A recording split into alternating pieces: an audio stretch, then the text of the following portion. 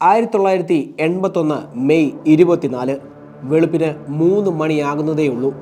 ഏറ്റുമാനൂർ ക്ഷേത്ര പരിസരം വിജനമാണ്. ക്ഷേത്രത്തിലെ സുരക്ഷാ ജീവനക്കാരൻ കൃഷ്ണൻകുട്ടി നാലമ്പലത്തിൻ്റെ പ്രധാന വാതിൽ തുറന്ന് അങ്കണത്തിലെത്തിയ ശേഷം വിളക്കുകൾ കെടുത്തി ശ്രീകോവിലിന് മുന്നിലെത്തി. ശ്രീകോവിലിൻ്റെ വാതിൽ തുറന്നു കിടക്കുന്നു. പരിഭ്രാന്തനായ അയാൾ ഓടിപ്പോയി ദേവസ്വം മാനേജർ വി നാരായണപിള്ളയെ വിവരമറിയിച്ചു. അപ്പോഴേക്കും മേൽശാന്തി എത്തി. അദ്ദേഹം ശ്രീകോവിലിനുള്ളിൽ കയറി നോക്കി. മൂലവിഗ്രഹം അവിടെ കാണാനില്ല. അകത്തെ അഴിവാതിൽ തുറന്നു കിടക്കുന്നു. പ്രഭയിലെ ലക്ഷ്മി രൂപവും കാണാനില്ല. ഏറ്റുമാനൂർ സബ് ഇൻസ്പെക്ടർ ശശിധരനും സംഘവും സ്ഥലത്തെത്തി അന്വേഷണം ആരംഭിച്ചു. വിവരം പതുക്കെ പുറം ലോകമറിഞ്ഞു. ഏറ്റുമാനൂർ ക്ഷേത്രത്തിലെ ലക്ഷങ്ങൾ വിലപിടിപ്പുള്ള വിഗ്രഹം മോഷണം പോയിരിക്കുന്നു. കേരളത്തെ ഞെട്ടിച്ച ആ വിഗ്രഹമോഷണം നടത്തിയത് ആരാണ് രമണി? കാണാം ഒരു നാൾ ഒരിടത്തൊരിടത്ത്.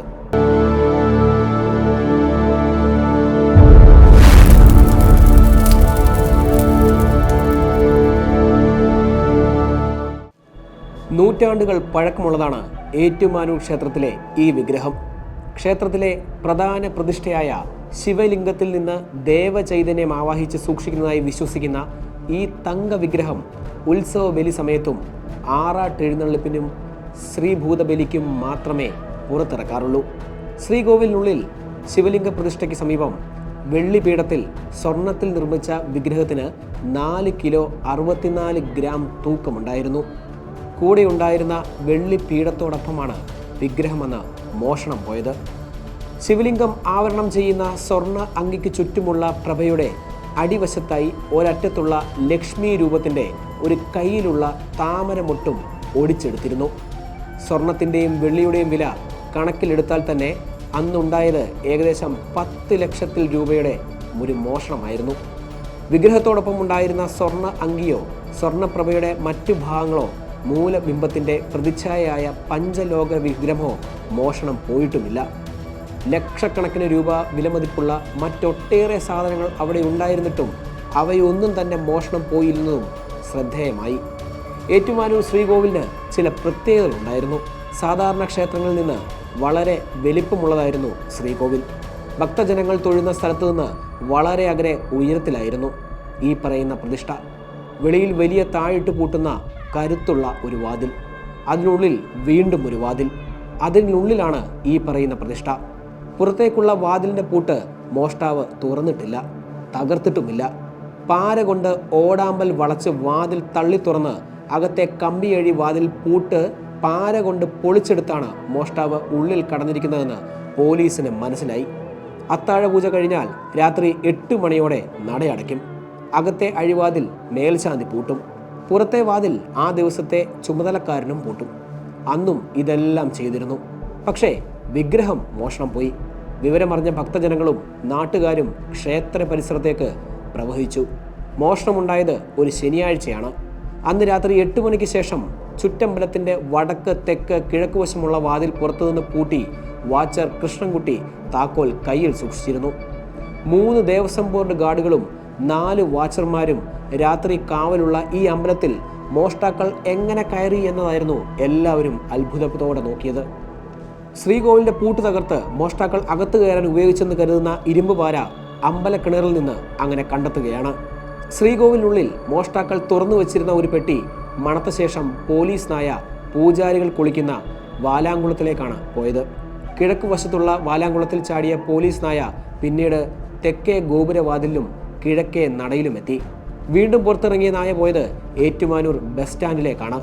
ബസ് സ്റ്റാൻഡിൽ നിന്ന് തിരികെ ക്ഷേത്രത്തിലേക്ക് വന്ന നായ ക്ഷേത്രത്തിനടുത്തുള്ള ചായക്കടയിലും കയറി. വളരെ ആസൂത്രിതമായി ചെയ്ത മോഷണമാണിതെന്ന് പോലീസിനങ്ങനെ വൈകാതെ മനസ്സിലായി. മോഷ്ടാക്കൾ നടയടയ്ക്കുന്നതിന് മുൻപ് തന്നെ ഉള്ളിൽ കടന്നിരിക്കാമെന്ന നിഗമനത്തിലായിരുന്നു പോലീസ്. മോഷണത്തിന് ശേഷം ഇവർ എങ്ങനെ രക്ഷപ്പെട്ടു എന്നത് ദുരൂഹമായി തുടർന്നു. അമ്പലത്തിലെ ജീവനക്കാരെ പോലീസ് ചോദ്യം ചെയ്തു. അമ്പലക്കുളം വറ്റിച്ചു. സഹായകരമായ ഒരു വിവരവും പോലീസിനന്ന് ലഭിച്ചില്ല. ഇതിനിടയിൽ ജനം അമർഷം പ്രകടിപ്പിച്ച് ജാഥകൾ നടത്തി. നിരവധി പ്രതിഷേധ യോഗങ്ങൾ നടന്നു. ക്ഷേത്ര സംരക്ഷണ സമിതിയുടെ നേതൃത്വത്തിൽ അമ്പലനടയിൽ ഒരു സത്യാഗ്രഹ യജ്ഞം തന്നെ ആരംഭിച്ചു. സംഭവ ദിവസം ഒരു കാർ ക്ഷേത്ര പരിസരത്ത് നിന്ന് എറണാകുളത്തേക്ക് പോയതായി പോലീസിന് വിവരം ലഭിച്ചു. കുറേ നാൾ കാറിന് പിന്നാലെ അന്വേഷണം നടന്നെങ്കിലും തുമ്പൊന്നും പോലീസിന് ലഭിച്ചില്ല. രമണി എന്ന ഒരു പെൺകുട്ടി. തിരുവനന്തപുരം പാറശാലയിലെ ഒരു ചെറിയ ഗ്രാമമായിരുന്നു ചിന്നങ്കോട്. അവിടെ പാറശാല പോലീസ് സ്റ്റേഷന് അല്പം മാറി കുളത്തിൻകരയിലുള്ള കൊച്ചുകൂരയിൽ ഭക്ഷണം പാകം ചെയ്യാൻ കഴിയാതെ വിഷമിച്ചിരിക്കുകയായിരുന്നു ഒരമ്മയും മക്കളും. ഭക്ഷണം പാകം ചെയ്യാനോ വിളക്ക് കത്തിക്കാനോ മണ്ണെണ്ണയും ഉണ്ടായിരുന്നില്ല. കുട്ടികളൊക്കെ വിശന്നിരിക്കുകയാണ്. എന്ത് ചെയ്യാനാണ്? ആ അമ്മ തലപുകച്ചു. രണ്ടാമത്തെ മകൾ രമണി 8ാം ക്ലാസ്സിലാണ്. അവളുടെ പഴയ നോട്ട് പുസ്തകങ്ങൾ തൂക്കി വിൽക്കാമെന്ന് അമ്മ അന്ന് പറഞ്ഞപ്പോൾ അവൾ എതിർത്തില്ല. അനിയത്തി ഗിരിജ അന്ന് അടുത്തുള്ള കൊച്ചുകുഞ്ഞൻ നാടാരുടെ കടയിൽ കൊണ്ടുപോയി അതെല്ലാം വിറ്റു. പുസ്തകം വിറ്റപ്പോൾ കിട്ടിയത് 60 പൈസ. 40 പൈസയ്ക്ക് മണ്ണെണ്ണ വാങ്ങി. ദിവസങ്ങൾക്ക് ശേഷം പാറശാല പോലീസ് സ്റ്റേഷനിൽ 2 പോലീസുകാർ അവരുടെ വീട്ടിലേക്കെത്തി. ആരാണ് ഈ രമണി? അവർ അങ്ങനെ ചോദിച്ചു. ആ വീട്ടിൽ പോലീസ് വരുന്നത് അന്ന് ആദ്യമായാണ്. രമണി സ്റ്റേഷനിലേക്ക് വരണം പോലീസ് നിർദ്ദേശിച്ചു. അമ്മ സരസ്വതിയും രമണിയും അനുജത്തിമാരും കൂട്ടക്കരച്ചിലായി. സ്റ്റേഷനിലെത്തിയപ്പോൾ അച്ഛനും പോലീസ് സ്റ്റേഷനിലുണ്ട്. ഒരു കടലാസ് രമണിയെ കാണിച്ച് പോലീസ് ചോദിച്ചു, ഇത് നിന്റെയാണോ?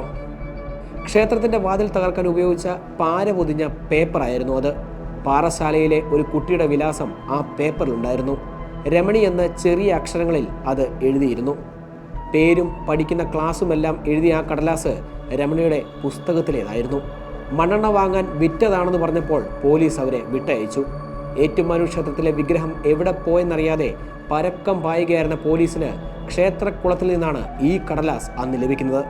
അങ്ങനെയാണ് പോലീസ് രമണിയുടെ വീട്ടിലേക്ക് എത്തിയത്. പേപ്പർ വിറ്റ ഇരുമ്പുകട ഉടമസ്ഥനായ കൊച്ചുകുഞ്ഞൻ നാടാരെ ചോദ്യം ചെയ്തപ്പോൾ 2 ദിവസം മുൻപ് 2 പേർ അവിടെ നിന്ന് ഒരു പാര വാങ്ങിയതായി വ്യക്തമായി. പോലീസ് മോഷ്ടാക്കളിലേക്ക് കൂടുതൽ അടുത്തു. അന്വേഷണം മുന്നോട്ട് പോകുമ്പോഴാണ് പാറശാലയ്ക്കടുത്ത് ഓലത്താനിയിൽ അടുത്തിടെ നടന്ന കൊലപാതക കേസിലെ പ്രതികൾ അറസ്റ്റിലാവുന്നത്. സമ്പന്ന കുടുംബാംഗവും ധനുവച്ചപുരം കോളേജിലെ മാഗസിൻ എഡിറ്ററുമായ ദിലീപ് കുമാർ, സുരേഷ് കുമാർ, സ്റ്റീഫൻ എന്നിവരായിരുന്നു പ്രതികൾ. ഇതിലെ സ്റ്റീഫന് ചില പ്രത്യേകത ഉള്ളതായി പോലീസിന് മനസ്സിലായി. നേരത്തെ തന്നെ പല കേസുകളിലും ഇയാൾ പ്രതിയാണ്. അടുത്തിടെ ഒരു മോഷണത്തിന് ശിക്ഷ അനുഭവിച്ച് പുറത്തിറങ്ങിയതേയുള്ളൂ. പോലീസ് നിരന്തരം ചോദ്യം ചെയ്തപ്പോൾ സ്റ്റീഫൻ വെളിപ്പെടുത്തി, ഏറ്റുമാനിലെ വിഗ്രഹം മോഷ്ടിച്ചു. അത് വീടിനോട് ചേർന്ന് കൃഷിയിടത്തിൽ കുഴിച്ചിട്ടിട്ടുണ്ട്. പാറശാല പോലീസ് ഏറ്റുമാനൂർ കേസ് അന്വേഷിക്കുന്ന പ്രത്യേക സംഘത്തെ ഈ വിവരം അറിയിച്ചു. പിന്നാലെ ഹരിപ്പാട്, മാന്നാർ, പരശുവയ്ക്കൽ ക്ഷേത്രങ്ങളിലെ മോഷണ വിവരവും പുറത്തു വന്നു. ഏറ്റുമാനൂരിലെ വിഗ്രഹം പോലീസ് സ്റ്റീഫന്റെ വീടിനടുത്തു നിന്ന് പിന്നീട് കണ്ടെടുത്തു. ആ വിഗ്രഹത്തിൻ്റെ 90 പവൻ വരുന്ന പ്രഭ കൊട്ടാരക്കരയിലെ ഒരു ജ്വല്ലറിയിൽ നിന്ന് കണ്ടെടുത്തു. സ്റ്റീഫൻ 23 വയസ്സ്, കായിക അഭ്യാസി, കളരിപ്പയറ്റുമറിയാം. 23-കാരനായ സ്റ്റീഫന്റെ 22ാമത്തെ മോഷണമായിരുന്നു ഏറ്റുമാനൂരേത്.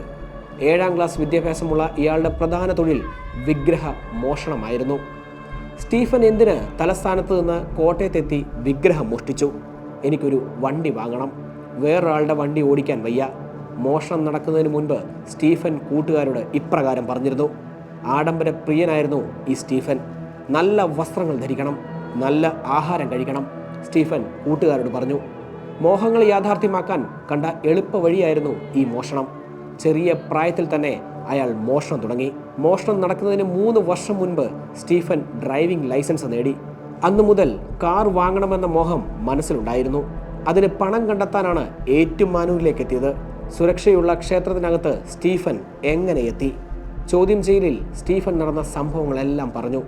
ഒറ്റയ്ക്കാണ് സ്റ്റീഫൻ ഏറ്റുമാനൂരിലെത്തുന്നത്. ലക്ഷ്യം സ്വർണ്ണ വിഗ്രഹമല്ലായിരുന്നു, സ്വർണത്തിൽ നിർമ്മിച്ച 7.5 പൊന്നാനയായിരുന്നു. ക്ഷേത്രത്തിൽ കോടിയർച്ചന നടക്കുന്നതും 7.5 പൊന്നാന പ്രദർശനം സംബന്ധിച്ച പത്രവാർത്തയുമാണ് സ്റ്റീഫനെ ഏറ്റുമാനൂരിലേക്ക് ആകർഷിച്ചത്. ഒരു തവണ ഏറ്റുമാനൂരിലെത്തി പരിസരം നിരീക്ഷിച്ച സ്റ്റീഫൻ 2 ദിവസത്തിന് ശേഷം വീണ്ടും അവിടെ എത്തി.